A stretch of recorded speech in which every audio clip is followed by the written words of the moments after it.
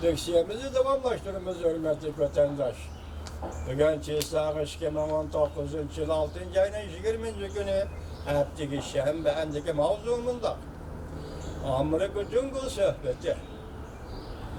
Bizden 3 yıl prezidentlik meselesi mürasselleşki bulmaydı. Dedi mavzulu haber 6. ayının 21. günü Dünya Akbarat doğru ilan kılır. Haber bunda başlar.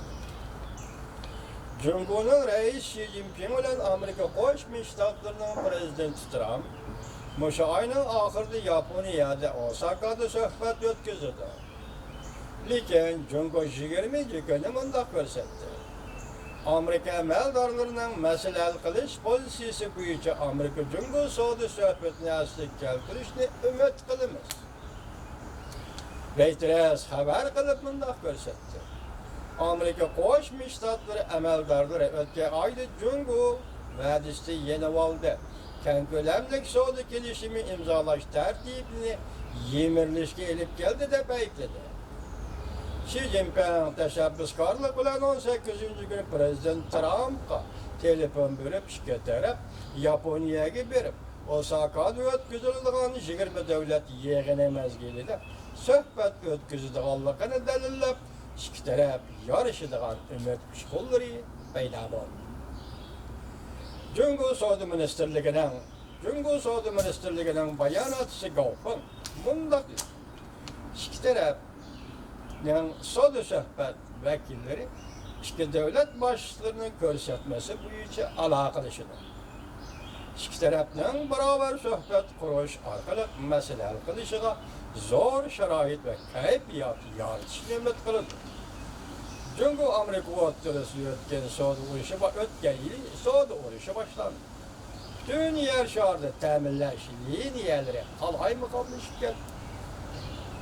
Pul muomala bozori ta'virlab, xotirjamsizlik paydo bo'ldi. Cumhur mundaq ko'rsatdi. Ikki taraf o'rtasida 3 turli qo'l tutadigan masala bor. Savdo urushi tufayli aslab qo'yilgan tamojni bedini bekor qilish. Ikki tarafdan savdo so'ralishini azaytish uchun her qandaq savdo kelishimi barabar tengpong tuzilishi lozim. Cumhur bu xil prinsiplik masalalarda murassallashga bo'lmaydiganligini bildirdi.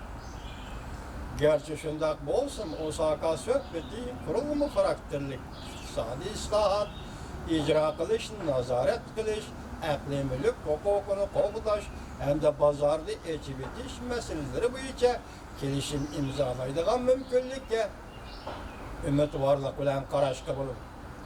Bayonotchi Goping mundaq dedi. Amerika Cumhur iqtisod qurilmasi bir-birini to'liqlaydi. Ikki tarafning intayin zo'r manfaati birlashib ketgan.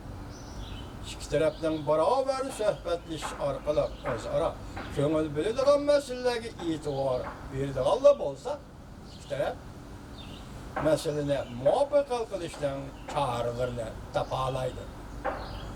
Amerika savdo vakili ishxonasi 7 kunlik guvohlik berish yig'ini va guvohlik qilish yig'ini ichib, shirkatda savdogarlar, parcha setish va top setish savdogarlari tomojni qo'yish to'g'risida fikr bor.